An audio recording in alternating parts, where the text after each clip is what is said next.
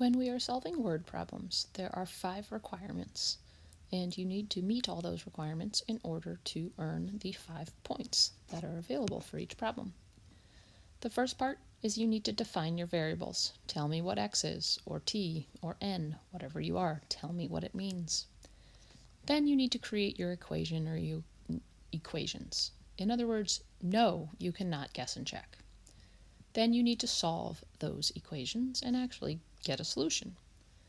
The solution's not always going to be the answer. You want to read the problem correctly and carefully, and then you want to answer the question in a mini sentence. So I mean mini sentence. I don't mean, what I definitely don't want is like 7 and 12.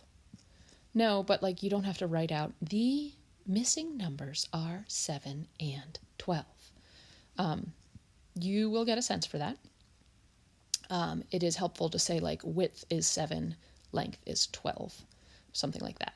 Or even W equals 7, L equals 12. And then you want to show that you checked your answer in the words of the problem. You need to show that, whether it's just writing the word check and then showing just a few computations that indicate that it worked and writing check, that is evidence. But I need some sort of evidence that you checked it. And you always want to check in the words of the problem, not your equations, just in case your equations were wrong. So one type of problem that we can practice with, and I will model those 5 parts, is this problem. This is called a digit problem. The tens digit is 5 less than twice the ones digit. When the digits are reversed, it doubles in value. Find the original number. Now, before we begin, we need to talk about digit problems. So let's say we have a ones digit. Let's call that n.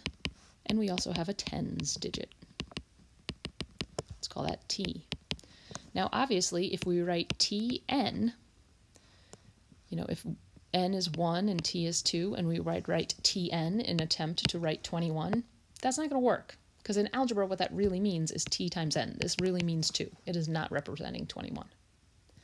So you have to think, what am I doing to t to turn it into a 20, not just a 2? So you would need to multiply that by 10, and then you just add on the n.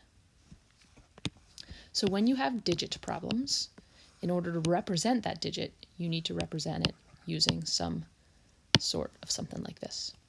If you had a h being your hundreds digit, there would be your number would be represented like this.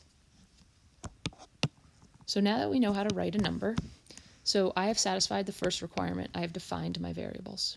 Now I'm going to satisfy the second requirement, and you do not need to number them.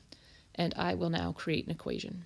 So the tens digit is going to mean equals. Okay, 5 less than twice the ones. So I know that when I'm saying less, I need to do that afterwards. So 5 less than 2 times the ones digit. Okay, cool.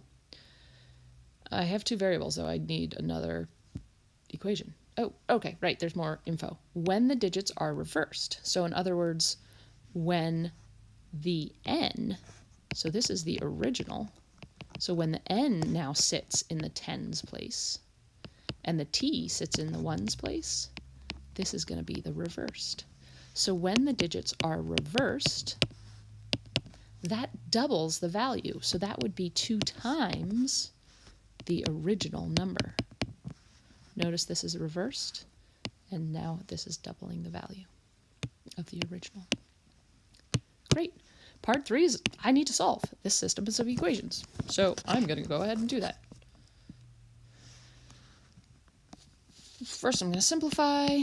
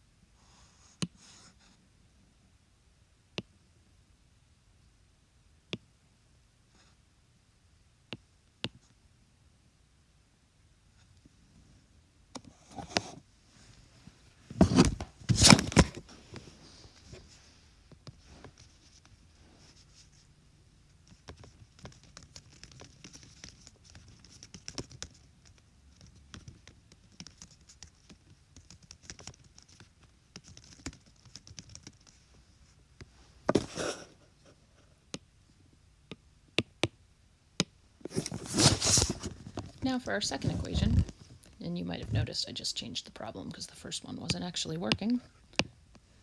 So for our second equation, we have when the digits are reversed. So as you can see, I have reversed the digits here. See that ones comes into the tens place and the tens goes into the ones place.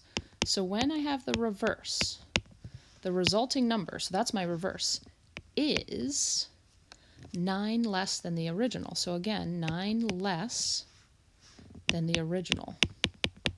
And I like writing out what the original is here because then I don't have to think about it as I'm struggling through my translation. So now I'm going to go ahead and solve. First I'm going to simplify and then use substitution.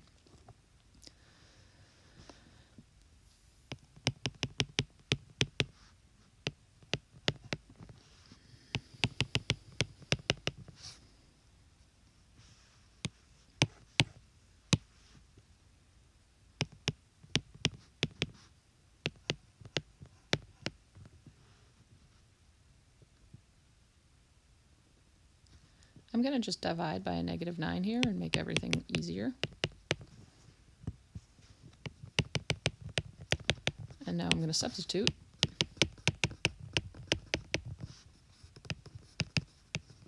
So n is going to be 6, and t is going to be double that, -5, so that's going to be 7. Okay, so now I have solved my equation. Now I need to answer in a mini sentence. So original is 76. That's my answer. And now, for the last part, I am going to check it, and I'm going to check in the words of the problem, and I need to somehow show evidence that I am checking it.